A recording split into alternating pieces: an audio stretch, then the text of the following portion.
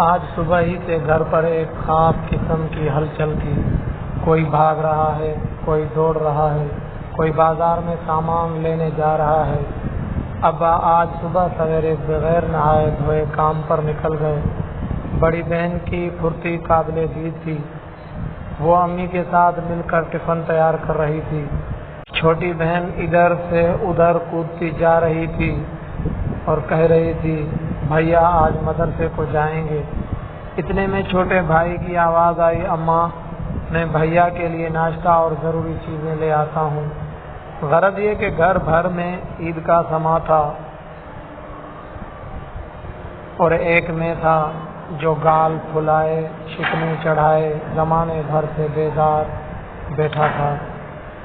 دل میں تو بار بار خیال آ رہا تھا کہ آج تو جی لگا کر کہہ ہی دوں کہ مجھے مدرسے نہیں جانا۔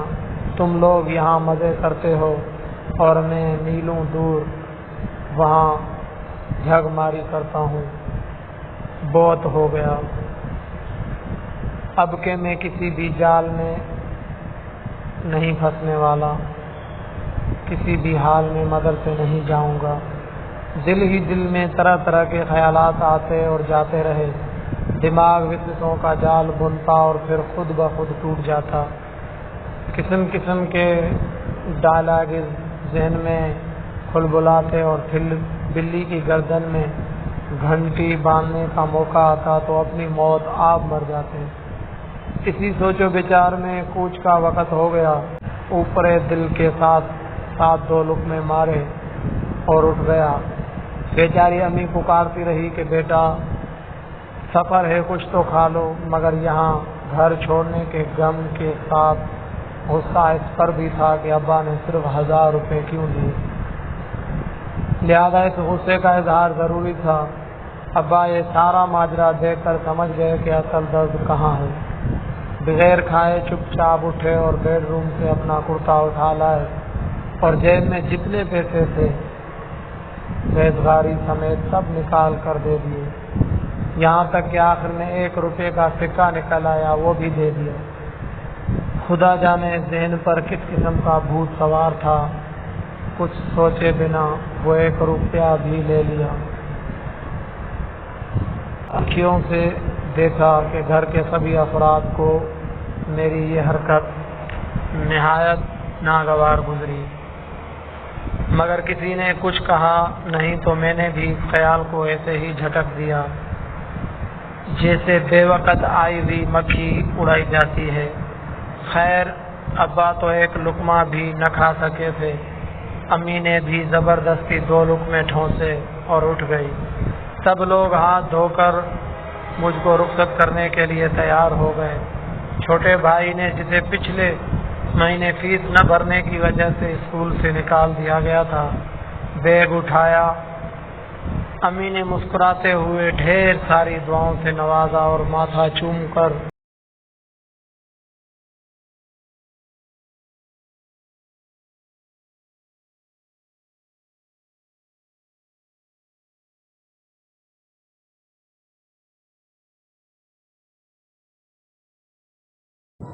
تھپکیاں دی۔ ابو نے سر پر ہاتھ پھیرا، کچھ نصیحتیں کی، جس کا آخری جملہ یہ تھا، بیٹا محنت سے پڑھنا، وقت ضائع مت کرنا، ہم بڑی مشقتوں سے تمہیں پڑھا رہے ہیں۔ نہ جانے اس جملے میں کیا کسر تھی کہ بے اختیار آنکھیں اوپر اٹھ گئی اور دل کانپ کر رہ گیا۔ ابو کا چہرہ گو سپاٹ اور ہر قسم کے تاثرات سے خالی تھا، تاہم آنکھوں میں چھپا درد جھلک رہا تھا، بلکہ چھلکنے کو تو تھا، ہونٹوں پہ زخمی تبسم تھا اور آنکھوں میں درد کی سائے لہرائے تھے۔ امی تو ہر مرتبہ کی طرح اس بار بھی روتی رہی، قبل اس کے کہ مجھ سنگ دل کی آنکھیں اپنا کام کرتی، دھیمی آواز سے سلام کر کے تیزی سے زینے اتر گیا۔ آج پہلی مرتبہ چھوٹا بھائی خاموش تھا۔ میں نے چھیڑا تو اسے بھی آج ہی ابلنا تھا۔ کہنے لگا، بس بھیا کیا بتائیں، آپ کے جانے کے بعد گھر کی کیا حالت ہوتی ہے۔ آپ کے جاتے ہی چھوٹی بہن پھوٹ پھوٹ کر رو دیتی ہے۔ امی کمرے میں جا کر بستر پر اوندھے منہ گر جاتی ہے۔ بڑی بہن بالکنی میں کھڑے کپڑوں کے بجائے آنسو سکھا رہی ہوتی ہے۔ ابو ان سب کو چھوڑ کر پتہ نہیں کیوں ہمیشہ باتھ روم میں چلے جاتے ہیں۔ تمہارے جانے کے بعد اکثر گھر میں 8 دن تک صرف کھچڑی پکتی ہے، جسے سب گھر والے اچار یا چٹنی کے ساتھ ملا کر کھا لیتے ہیں۔ سب سے برا حال گھر پر امی کا ہوتا ہے۔ بسا اوقات 3 دن تک کچھ کھاتی نہیں ہے۔ ایک چپ سی لگ جاتی ہے۔ پورا ہفتہ گزر جاتا ہے اور ہم لوگ امی کے منہ سے ایک جملہ سننے کو ترس جاتے ہیں۔ رات کو چپکے میں دیکھتا ہوں امی کروٹیں بدلتی رہتی ہیں۔ تمہیں پتہ ہے ایک مرتبہ اچانک رات کو میری آنکھیں کھلی، کسی کی رونے کی آواز آ رہی تھی۔ دیکھا کہ امی جان مصلی پر بیٹھی دعا مانگ رہی ہے۔ میں قریب ہی تھا، ہچکیوں کے درمیان صرف اتنا سن پایا کہ اے اللہ میرا معاذ۔ صبح جب میں نے ابو کو قصہ سنایا تو ابو کہنے لگے، بیٹا تمہاری امی تو 20 مرتبہ رات کو اچانک اٹھ کر بیٹھ جاتی ہے۔ میں پوچھتا ہوں کہ کیا ہوا تو روتے ہوئے بڑی بے بسی سے کہتی ہے، بس یوں ہی اچانک خیال آ گیا میرے معصوم بچے نے کھایا بھی ہوگا یا نہیں، اسے کوئی ستاتا تو نہ ہوگا، وہ اگر بیمار ہو گیا تو میری لخت جگر کو کون دیکھے گا۔ اس قسم کے جملے کہہ کر خود بھی روتی اور مجھے بھی رلا لیتی، اور جس رات یہ قصہ پیش آتا پھر وہ رات میری اور تمہاری امی کی مصلی پر گزر جاتی۔ چھوٹا بھائی اپنے رو میں یہ سب سناتا جا رہا تھا اور میں حیرت و تعجب کے مارے بت بنا اپنی جگہ کھڑا تھا۔ چھوٹے بھائی نے کہا، بھیا جس دن ہم بہن بھائی رات کو کھا پی کر فارغ بیٹھتے ہیں تو سب سے زیادہ تمہاری باتیں کرتے ہیں، اور امی کھل کر باتیں بچپن کے قصے سناتی ہے، اور ہر مرتبہ ابو اخیر میں اٹھتے ہوئے یہ کہتے ہیں، تم لوگ دیکھنا ایک دن میرا بیٹا بہت بڑا عالم بن کر آئے گا، بہت بڑا عالم بنے گا۔ مجھ پر یکے بعد دیگرے حیرتوں کے پہاڑ ٹوٹے جا رہے تھے، اور رفتہ رفتہ حیرت کی جگہ ندامت و شرمندگی لے رہی تھی۔ بلڈنگ کے نیچے کھڑے کھڑے ابھی یہ باتیں چل ہی رہی تھی کہ میرا جگری دوست خالد آدھم کا اور اپنے بے تکلفانہ انداز میں کہنے لگا، بس کیا یار اتنی جلدی چل دیے، ابھی تو آئے تھے۔ میں مسکرا کے ٹال گیا تو اسے کچھ یاد آ گیا، کہنے لگا، یار آج صبح غضب ہو گیا، تمہارے ابو صبح سویرے حاجی جنید کے سامنے سر جھکائے کھڑے تھے اور حاجی چلا کر کہہ رہا تھا کہ صبح صبح بھکاری قرض مانگنے آ جاتا ہے، حیثیت نہیں ہے تو اپنے بیٹے کو نوکری پر لگا، کیوں حرام کا مدرسے میں ڈال رکھا ہے، اور اس سے پہلے والے سال بھی تو بچے کے بہانے قرض لے گیا تھا، وہ تو ابھی تک نہیں دیے، اور پتہ نہیں حاجی کیا کیا بکتا رہا۔ اخیر میں کالر پکڑ کر اس نے ابا کو ایک تھپڑ مار دیا اور جیب سے 1000 کا نوٹ نکال کر یہ کہتے ہوئے منہ پر مارا کہ لے بھکاری، آئندہ ہفتے کسی بھی حال میں مجھے سب پیسے واپس چاہیے۔ ابو نیچے گرے ہوئے نوٹ اٹھا کر سر جھکائے آگے بڑھ گئے۔ صبح کا وقت تھا، سناٹا تھا، یہ منظر میرے سوا کسی نے نہیں دیکھا۔ مجھ سے برداشت نہ ہو سکا، میں نے لپک کر پوچھا، چچا جان آپ تو محلے کے شریف اور عزت دار آدمی ہیں، آخر اس کمینے حرامی بڈھے سے اتنا دبنے کی کیا ضرورت ہے، یہ سب ذلتیں کیوں برداشت کر رہے ہیں؟ ابا جی کی آنکھوں میں آنسو آ گئے، کہنے لگے، نہیں جی، اگر میں 1000 لے کر نہیں گیا تو میرا بیٹا مدرسے میں نہیں جا پائے گا، اور میں اس کو پڑھا کر جنت کمانا چاہتا ہوں، دائمی جنت کے لیے عارضی ذلت برداشت کر رہا ہوں۔ یہ قصہ سن کر میرا حال یہ تھا کہ کاٹو تو بدن میں خون نہیں. میری نظروں کے سامنے گھر سے نکلتے وقت پیسوں والا قصہ گھوم گیا. میں اپنے آپ کی نظریں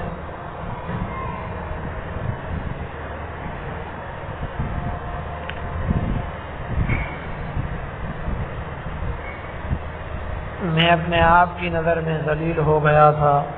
چھوٹا بھائی مجھے دیکھ رہا تھا مگر میں اس سے نظر ملانے کے قابل نہ تھا. مجھے زمین اپنے پیروں تلے کھسکتی ہوئی محسوس ہوئی. خالد تو یہ حادثہ سنا کر چلا گیا اور چھوٹا بھائی بیگ اٹھا کر چپ چاپ آگے کو چل دیا.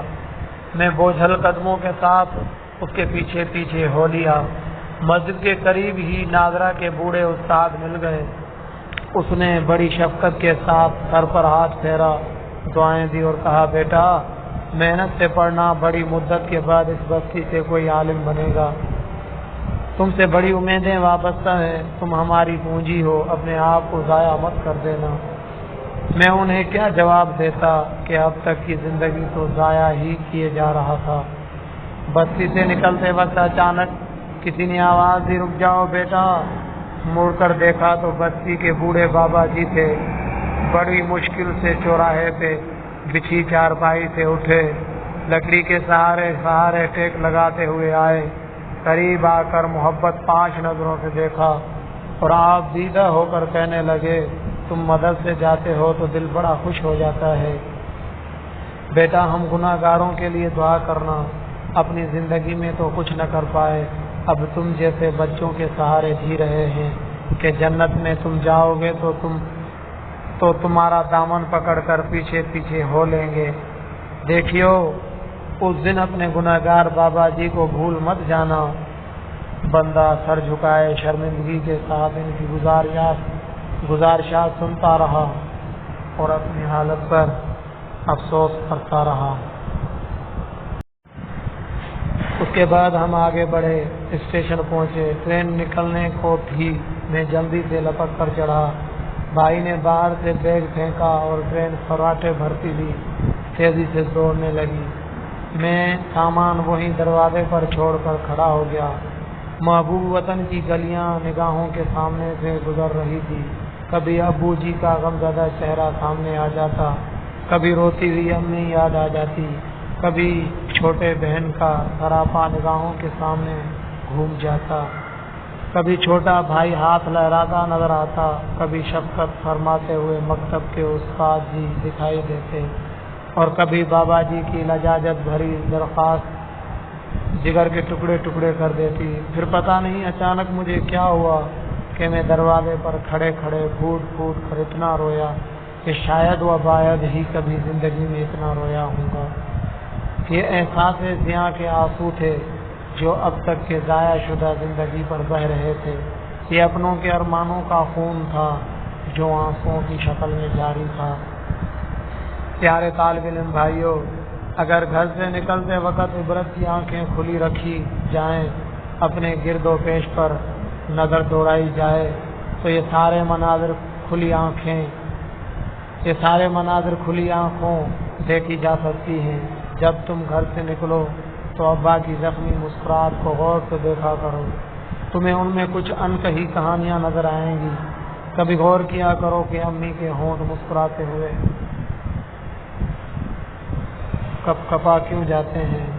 کبھی سوچا کہ بہن دروازے تک کیوں نہیں آتی, اس لیے کہ کہیں اس کے آنسو دیکھ کر تمہارے حوصلے چھوٹ نہ جائیں. گھر کا ہر فرد لاکھ غموں کے باوجود خوشی خوشی تمہیں رخصت کرتا ہے, صرف اس لیے کہ تمہاری ہمت نہ ٹوٹ جائے. ورنہ کون بھائی بہن ہے جو اپنے بھیا کی جدائی پر نہ روئے؟ کون باپ ہے جو اپنے جگر کے ٹکڑے کی فرقت پر ہنس رہا ہو؟ اور دوستو, کون سی ماں ہے جو لب پر تبسم سجائے اپنے پیارے بیٹے کی جدائی دیکھ رہی ہے؟ بخدا بخدا بخدا, ان سب پر ہماری جدائی شاک ہے. ابو جی کو محلے کے ذلیل آدمی سے گالیاں کھانے کا شوق نہیں چڑھاتا. وہ ہمارے لیے گالی سنتے ہیں, وہ صرف ہمارے لیے پسینے میں ڈوب کر محنت کرتے ہیں. مکتب کے استاد جی بہت کم تنخواہ پر برسوں سے ٹکے ہوئے ہیں. صرف اس تمنا میں کہ بستی کا کوئی بچہ میری نظروں کے سامنے عالم بن کر آ جائے اور اس امانت کو سنبھالے۔ بابا جی سے پوری بستی ڈرتی ہے، مگر وہ تمہارے سامنے صرف اس لیے جھکے ہوئے ہیں کہ ان کی جنت کا سوال ہے۔ دوستو آؤ گریبان میں منہ ڈال کر سوچیں کہ کیا ہم اس قابل ہیں کہ کسی کی جنت کا سامان کر سکیں؟ کیا ہمارے پاس ایک سجدہ بھی ایسا ہے جس میں خدا کے سوا کسی کا خیال نہ آیا ہو؟ جو ماں ہمارے لیے 30 مرتبہ اٹھ کر روتی ہے، کیا ہم نے پورے سال میں کبھی ایک مرتبہ بھی اس پیاری اماں کے لیے ہاتھ اٹھائے؟ ہم کیسے سنگ دل بیٹھے ہیں، ماں کے نام پر تو ساری دنیا کا دل پگھل جاتا ہے، مگر ہم اپنی خواہشوں میں ایسے مدہوش ہیں کہ ماں تک کی قربانیوں کا ہمیں احساس نہیں۔ کیا ایک موبائل کی اتنی وقت ہے کہ اس کے پیچھے اتنے سارے لوگوں کی قربانیاں ضائع کر دی جائیں؟ کیا ہمارے بیہودہ گپ شپ اتنی قیمتی ہے کہ ہم کسی کے ارمانوں کا خون کر دیں؟ کیا مدرسے کی عارضی دوستوں کی اتنی قدر ہے کہ ان کے لیے پڑھائی چھوڑ کر اپنوں کی تمناؤں کا جہاں اجاڑ کر رکھ دیں؟ کب تک بے مقصد زندگی جئیں گے؟ کب تک مدرسے میں پڑھے پڑھے اپنے اور دوستوں کی زندگی ضائع کریں گے؟ یاد رکھو دوستو، آج اگر ہم کسی کے ارمان کا خون کرتے ہیں تو کل کو ہمارے عزیز بھی ہمارے ارمانوں کا خون کریں گے۔ اگر آج ہم کسی کی قربانیاں رائگان کیے بیٹھے ہیں تو کل کو ہماری قربانیاں بھی رائگان جائیں گی۔